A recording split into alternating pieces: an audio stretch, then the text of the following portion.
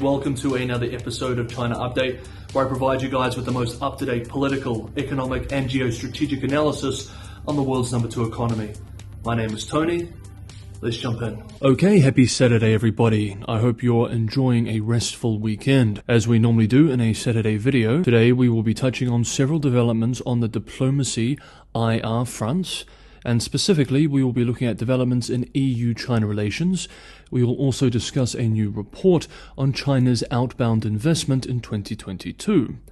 As we know, PRC Foreign Minister Qin Gang is in Europe this week, part of an ongoing charm offensive that Beijing hopes will reverse some of the creeping Sino-cynicism in the EU, and on this point they certainly have their work cut out for them. During a meeting with his French counterpart, Qin Gang stressed, quote, "China is determined to promote high-quality development and high-level opening up," end quote, expressing that the French President Emmanuel Macron's state visit to China was a great success, and that, quote, "China is willing to work with France to implement the important consensus reached by the two heads of state," end quote.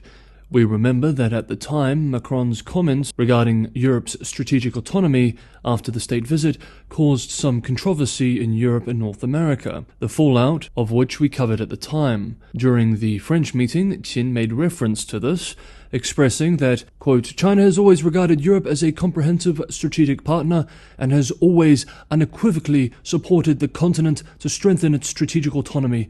China advocates a China-Europe relationship that is not controlled by any third party," end quote. During his meeting in Berlin with German Chancellor Olaf Scholz, Qin said that the main purpose of his visit to Germany was to prepare for the 7th round of intergovernmental consultation between the two countries.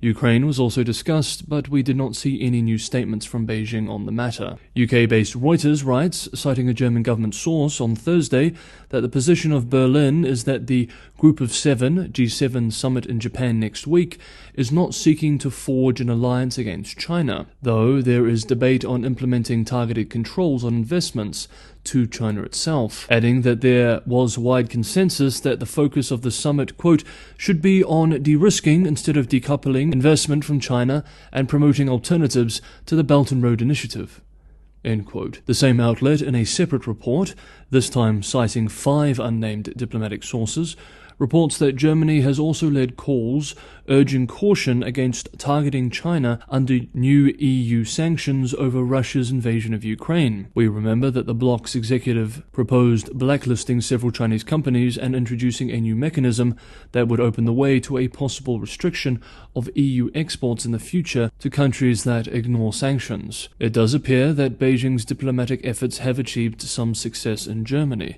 This week, Chinese shipping giant China Ocean Shipping Group finally gained approval from the German government to acquire a 24.9% stake in a container terminal in Hamburg. Meanwhile, US outlet Politico writes that according to an internal document drafted by the European External Action Service, the EU's Executive Diplomatic Office, for a meeting of foreign ministers on Friday, seen by the outlet, Brussels is advising EU countries that their China policy should seek to reduce risks to Europe, but should not completely decouple from China or seek isolation. The document urges that member countries, quote, "seize the window of opportunity to reduce the risk of China's growing influence over economic and security matters," end quote. US financial media outlet Bloomberg, in one report, quotes the document directly. Quote, "Coordination with the United States will remain essential for both clear-eyed engagement with China and management of the risk the country poses. However, the EU should not subscribe to an idea of a zero-sum game whereby there can only be one winner in a binary contest between the US and China," end quote. Politico writes that the paper triggered immediate backlash from some of Europe's more hawkish governments, quoting one unnamed senior EU diplomat as expressing to them, quote, "With all possible alarm lights flashing, we seem to prefer hitting a snooze button again," end quote. This, of course, is all part of an ongoing and diverse debate among European political and foreign policy elite regarding what their China policy should be. At the European Defence and Security Summit in Brussels this week, EU Foreign Policy Chief Joseph Borrell argued that the European Union should not prevent China from becoming a world power, and should focus instead on managing how Beijing uses its growing power, expressing that China is, quote, both a partner and competitor for the EU in many areas, as well as a rival, end quote, adding, quote, if it uses this power in accordance with international law, if it doesn't put in danger our interests and values, we have to live with China on the world stage, end quote. A hawkish camp's response to this may be, what is the EU policy if China doesn't? Meanwhile, Italy has signalled to the US that it intends, or at the very least could intend, to pull out of China's Belt and Road Initiative before the end of the year.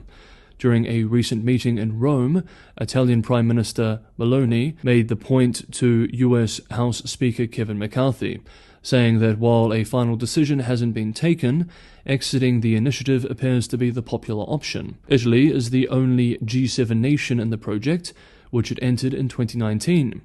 Washington has been quietly pushing Italy to leave the pact in recent years. To date, the Belt and Road Initiative has officially funded almost $1 trillion in infrastructure projects globally, seeing mixed results in terms of investment returns and soft power projection. And speaking of investment, next up we look at Chinese outbound investment, as well as China's declining investment into the EU. Hey guys, if you enjoyed today's episode of China Update, don't forget to hit that like button. It's just me making these episodes every day. It's a lot of work, but your guys' support is a huge source of motivation. Subscribing and sharing is a huge help as well, and for those who can go the extra mile and help me keep the channel financially sustainable, Patreon and Buy Me a Coffee links are in the description below. Thank you so much, everybody, for the ongoing support. Rhodium Group and Merix have published a report exploring PRC investment into the EU and the UK in 2022. The findings are very interesting, and the trends that they unpack will likely have significant political implications. The report, which is titled EV Battery Investments Cushion Drop to Decade Low, makes several important observations. 1. China's global outbound investment generally has fallen to an 8-year low. China's outbound foreign direct investment, FDI, fell by 23% in 2022 year-on-year. Outbound mergers and acquisitions activity also dropped 21% in 2022 year-on-year. The report argues that, quote, a range of external and internal factors, from China's zero-COVID policies to rising global risks following Russia's invasion of Ukraine, created strong headwinds for Chinese investors, end quote. 2. Chinese investment in Europe, that is the EU plus the UK, continues its multi-year decline. Total 2022 investment into the EU was only 7.9 billion euros, the lowest since 2013. 3. Greenfield investment overtakes M&A, mergers and acquisitions, for the first time since 2008. Driven by electric vehicle battery factories, Chinese greenfield investment in Europe increased by 53%. 4.